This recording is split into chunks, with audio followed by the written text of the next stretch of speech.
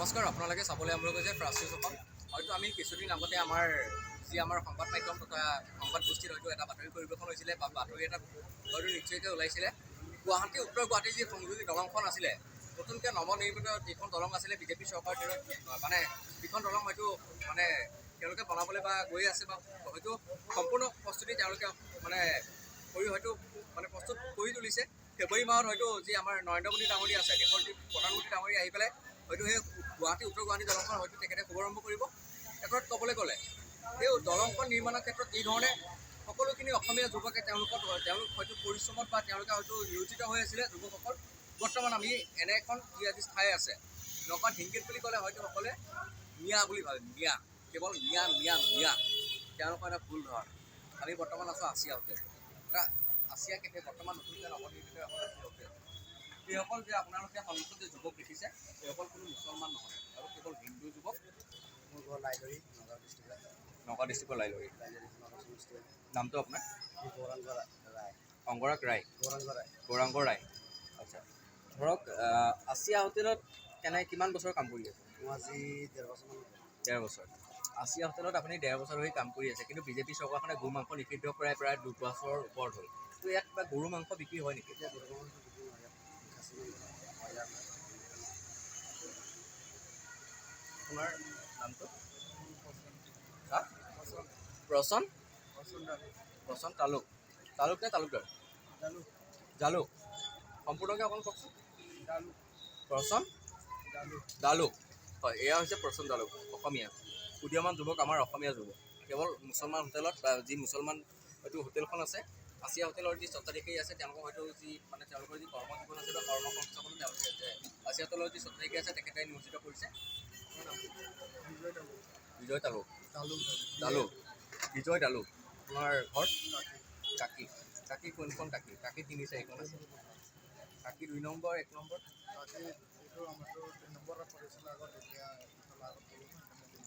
এনে 2 নম্বৰ কাকি আৰু 2 নম্বৰ কাকি। আপোনাৰ কিমান বছৰ হ'ল আছিয়া হোটেল?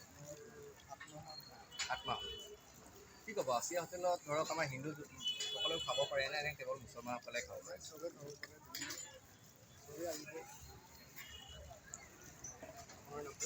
কিষাণ তালুক। চব তালুকে পাই আছোঁ। তালুক দালুক দালুক। হয়, কি ক'ব, কেনেকুৱা আছিয়া হোটেলত কিমান দিন ধৰি কাম কৰি আছে? এমাহ হৈছে। নতুনকৈ আহিছে আৰু কেনেকুৱা আছিয়া হোটেলখন কেনেকুৱা পাইছে? কিন্তু আমি কৈছোঁ যে প্ৰায় 1.5টাৰ পৰা প্ৰায় 2 বছৰৰ পৰা 2.5 বছৰ বা 1.5 বছৰ গৰু মাংস নিষিদ্ধ কৰা হৈছে। একথা যদি ক'বলৈ যাওঁ, তেওঁ প্ৰায় এমাহ হৈছে, তেওঁ এই আছিয়া হোটেলৰ লগত তেওঁ জড়িত হৈ এমাহ হৈছে। এমাহত আপুনি কিবা গৰু মাংস বিষয়ে কিবা শুনিছে নেকি?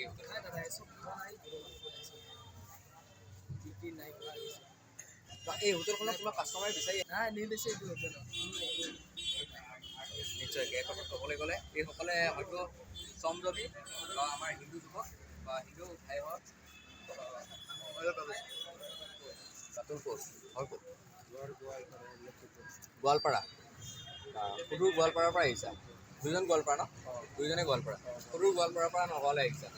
শ্ৰম জীৱন নিজৰ জীৱন নিৰ্বাহ বিচাৰি পেলাই কি ক'বা? কিমান মাহ আছিয়া হোটেল? 8 মাহ। কেনেকুৱা আছিয়া হোটেলখন কেনেকুৱা? এতিয়া নতুনকৈ কেফে আছিয়া বুলি খুলিছে, কি ক'বা? ভাল হৈ আছে। এই যুৱকজন এজন উদীয়মান যুৱক। হয়তো এনে যুৱক হয়তো আমি কলেজৰ মুখত প্ৰায় দেখা পাওঁ।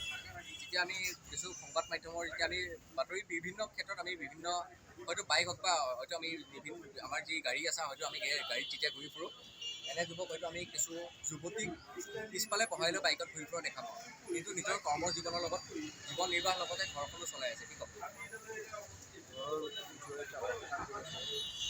পেটৰ টাউনত লগতে ঘৰখন চলাব লাগে। কিমান মাহ হ'ল আছিয়া হোটেল? 1 বছৰ হৈ গ'ল। কেনেকুৱা আছিয়া হোটেলখন কেনেকুৱা পাইছে?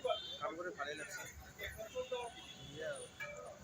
নিশ্চয়কৈ এইসকলে আছিলে আমাৰ খিলঞ্জীয়া ভূমিপত্ৰ যিসকল আছে, সেইসকলে হয়তো তেওঁলোকে খিলঞ্জীয়া যি ভূমিপত্ৰসকল আছে বা ভূমিপত্ৰ যুৱকসকল আছে, এনেধৰণে ওলাই আহিছে। ইয়াক কেৱল খেল তথা তামচা ধেমালি কৰিবৰ বাবে অহা নাই। তেওঁলোকে নিজৰ পেটৰ কাৰণত বা তেওঁলোকে হয়তো পৰিয়াল পোহপাত পোহপাল দিবলৈহে তেওঁলোক ওলাই আহিছে।